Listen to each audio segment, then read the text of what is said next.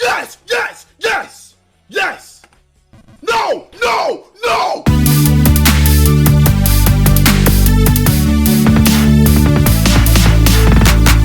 What's going on, everyone? It's Ryan Reynolds, aka GameBee here. Welcome back to another Genshin Nerd Out, where we talk about all things Genshin, such as the lore, characters, enemies, regions, and even the music. At some point, because I honestly don't know where to start with the music.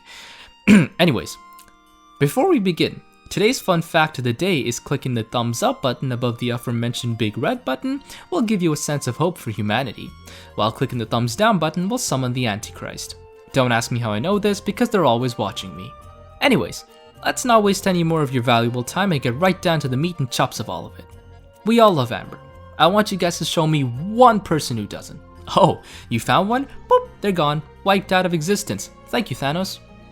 It's pretty difficult not to feel right at home with such a bubbly and lovable character such as Amber. Besides Paimon, Amber has largely been the promotional face for Genshin Impact before release and has continued to be a fan favorite even if, no one wants to invest in her. I mean, she's not that bad, but, if you had to make me choose between Amber and, say, Diluc, I'd choose Giorno. But we all know how MiHoYo works at this point. They don't mess around, they grab a pack of Marlboro, they sit at a round table and they go, character development, I needed it and I needed it yesterday. And boom, that's how MiHoYo comes up with every single one of their characters. I would know this since I'm the president of Genshin Impact. Nice to meet you. Though there's a very clear spark to her character from the first moment you meet her, you won't think that someone like her has faced disappointment and even a gutting amount of confusion and betrayal that has made her the way she is today. She isn't hiding any emotions by any means, at least I hope not, but no, what you see is largely what you get with Amber. But there have been moments and events in her life that have given way for her to grow a strong sense of maturity and determination no matter what may stand in her way. So, let's get down to it and explore our favorite Outrider.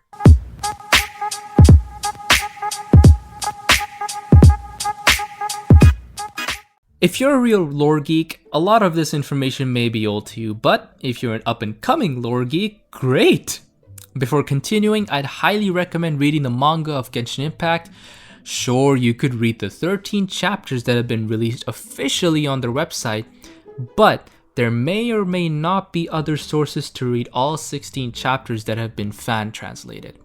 But you didn't hear that from me, understood? If you read the manga or don't feel like reading it, great! I'll continue on with who Amber is. Reading through the manga, you notice that Amber is a super caring individual who strives to achieve any goal that's given to her. She's one of the first characters you meet following the story of Collei, who seems to be a manga original character for now and is hardly ever mentioned save for a tiny clue in the game. To keep it brief, so I can cover Collei separately in a future video, she had been experimented on by the Fatui and sought revenge since everyone she's ever met has thrown stones and abused her for being quote-unquote sick. Amber was one of the only people who showed her the true nature of mankind and welcomed her into the city of Monstadt. She took her to Ludi Harpastum, a carnival held in Mondstadt, and showed her that the City of Freedom is aptly named because you can smile, cry, and be whoever you want to be there. After Barnabas, a member of the Fatui, tries to take her back, he's defeated by Amber and the Dark Knight hero Diluc. Collei decides to leave for Sumeru along with Sino, who is Lisa's former teacher, and that's the end of that. Now I know this isn't a video about Collei, and that's why I tried to keep this information about her as brief as possible, but I really wanted to introduce Amber's nature this way as I felt it to be the most appropriate way to do so. Moving on from the manga and taking a step back into the game, she's one of the first characters we meet and get to play as. She initially feels very skeptical towards us as a traveler, as her duty as the Outrider calls to protect Mondstadt as best as she can. But as we progress through the prologue chapter, she warms up to us quite quickly and converses with us as if we've known her for years. Right off the bat, lovable as hell, and all things considered, a great first character to play as besides the MC. Though she hasn't seemed to be as relevant when we adventured through chapter 1 in Liyue, she's had recurring roles in story chapters and random world quests that you may complete along the way.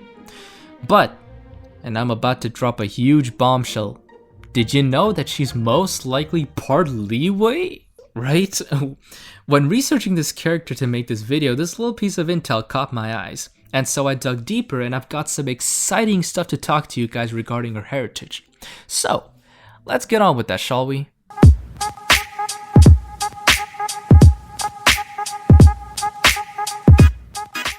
At a young age, Amber's always been one to cause mischief and trouble wherever she went. That shouldn't come as a surprise, as that kind of cliche character trope is seen through many young adults with a bright and peppy attitude. She's always had a certain amount of admiration for the craving of adventure and fun, and she wouldn't often back down from exploring, which would often come at the chagrin of hunters and even her own grandfather. And I quote, "Needless to say, she was quite a handful when she was young.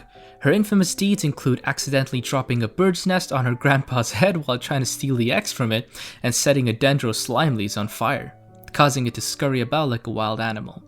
These minor offenses gained her some notoriety among hunters' camps. Somehow, Amber was always able to escape the scene of the crime whenever she caused an incident, and not even a veteran outrider could catch up with her.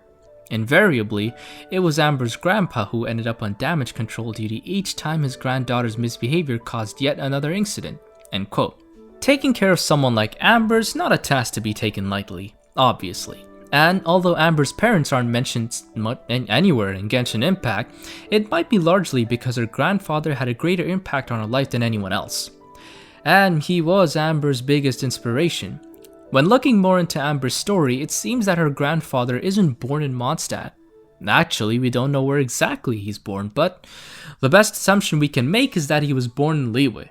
Looking at story number 2, and I quote, "Amber's grandpa was once the leader of a mercenary group. He came from Liyue Harbor and was tasked with protecting merchant caravans as they traversed Teyvat. One day, on a routine escort job, the caravan fell prey to a savage monster attack, and he was the only survivor, saved by a doctor from the Knights of Favonius. Too ashamed to return home and anxious to repay the debt, Amber's grandpa joined the Knights of Favonius. Before long, he high-handedly founded the Outriders, trained each of them personally, and began leading them on missions. It also wasn't long before he found love in the foreign land of Mondstadt and founded a family." End quote. This gives us a lot more concrete information on how the Outrider division of the Knights of Favonius were founded. Amber's grandpa was the sole founder of this division, and with his guidance, this division flourished by taking on missions and keeping Mondstadt overall really safe. And, much like Calais, Amber's grandpa soon found that he could make himself at home in the City of Freedom. Once Amber was born, you could see how much of an inspiration her grandpa was to her. And I quote, "During the day, she would crouch by the window and secretly watch him training the outsiders. At night, she would sneak into the yard and practice the moves he had taught that day. Amber's grandpa was touched by her enthusiasm and decided to teach her everything he knew. When Mondstadt accepted me, it became my homeland. Then I decided to watch over this new home of mine. Maybe one day, you will inherit this responsibility." But then who knows what the future holds? What would a young, energetic child think of such a moment? That too, her moment where her idol, her inspiration, gave her hope for tomorrow and the mysteries it holds. Certainly one would feel only the greatest sense of butterflies in the stomach. In a perfect world, Amber would grow up, her grandfather would be retired, and would focus solely on teaching her as a new recruit amongst the Outriders of Monstadt. In a perfect world, Amber would look back as a strong knight of Favonius and remember all that her grandfather had taught her. In a perfect world, he wouldn't disappear without a trace, without notice, in the endless scurry of time.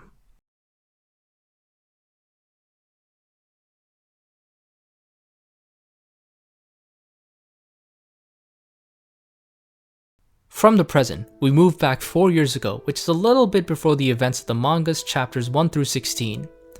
The event that took place at this time had changed Amber forever.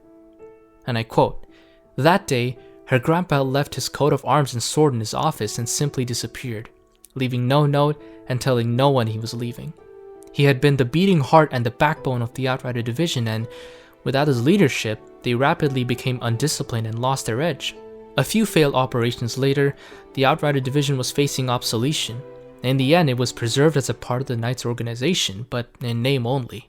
Experienced members either transferred to another detachment or resigned, and So few Outriders state that they simply did not have enough people to fulfill their daily patrol duties. On top of this, rumors that Amber's grandpa had defected made recovery even more difficult for the struggling Outrider division. Amber personally experienced this entire episode, having just been admitted to the Outriders before it all began. With the decline of her squad, she experienced true loss and disappointment for the first time in her life. No longer her carefree former self, she was filled with a new determination. She was going to grow up and become a true Outrider as quickly as possible, no matter what it took. We do have some idea as to where her grandfather had passed through when he left Mondstadt. When looking at the Qingche bulletin board, one of the notices reads, and I quote, "An old friend came back to the village yesterday. We hadn't seen each other in 50 years. But when I saw the way he flew with his wind glider, I knew it had to be him. When we were young, we worked as his hired muscle on board. He later went to Mondstadt to become some kind of knight, but now he's come back in his old age, without even a word. I see him skulking around, but I have no idea where he lives or what he does for a living now." It's pretty evident with the wind gliding and the term "some kind of knight in Mondstadt" that Amber's grandfather had clearly passed through Liyue. His final destination, however, whether it be somewhere in Liyue or elsewhere, is as much of an enigma as the MC. Here, after reading about the disappearance of Amber's grandpa, is where we see a newfound sense of maturity in Amber herself. Yes, she's always been one to be determined to get anything accomplished, but this was different. This Amber didn't want to fool around and ignite dendro slimes on fire or mess with the wildlife. This Amber wanted to use the skills she's learned through watching her grandfather and survive what remained of the Outrider division. Today, when we find out about the Outriders division of the Knights of the Favonius, we realize that Amber's the only remaining member and that it's become obsolete. But that hasn't stopped Amber from protecting Mondstadt, and it doesn't really look like much will, to be honest. She's got her trusty Baron Bunny on her side, and she's always out on countless missions doing the best she can. But wait, how'd she get her vision?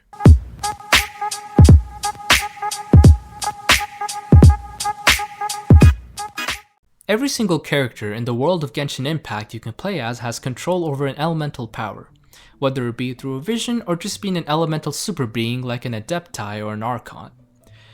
But Amber was a simple archer training as an Outrider for Mondstadt. Even she realized soon enough that her skills can only take her so far. Or could they? Any skills that one may possess can be trained, nurtured, and taken to the next level if you put in enough hard work. But to be able to accomplish any of that, one needs courage. A good amount of it too. Courage allows you to get up and dare to go run on a rainy morning.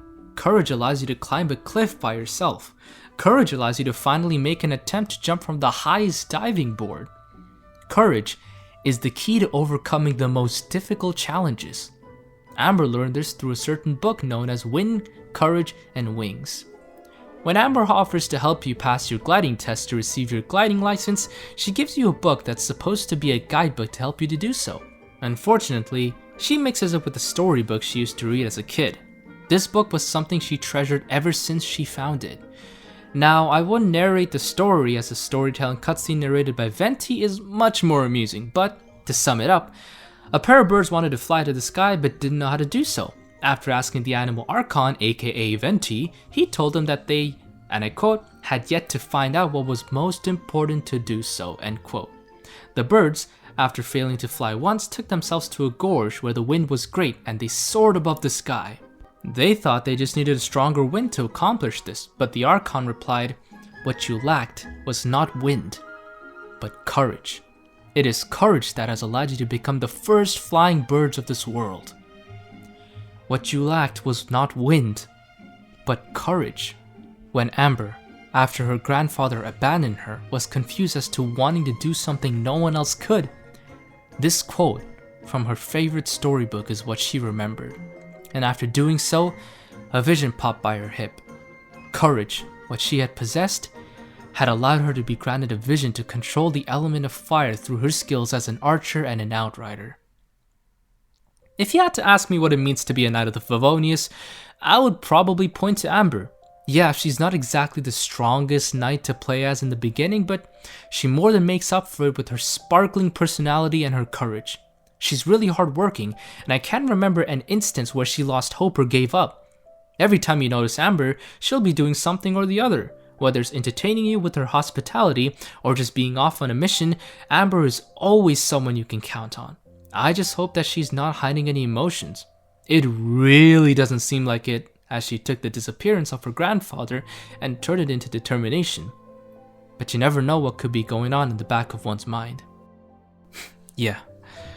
I'll probably just stick to hoping the best for her, and I'm sure you all would love to do the same. In the meantime, if you enjoyed this little nerd out about our favorite Outrider Amber, please consider subscribing to my channel, leave a like, comment on what you would like to see next, and if you have any sort of feedback, it is 100% appreciated because I am always looking to bring you guys better content with every single one of my videos. Until then, I'll see you guys in the land of Teyvat.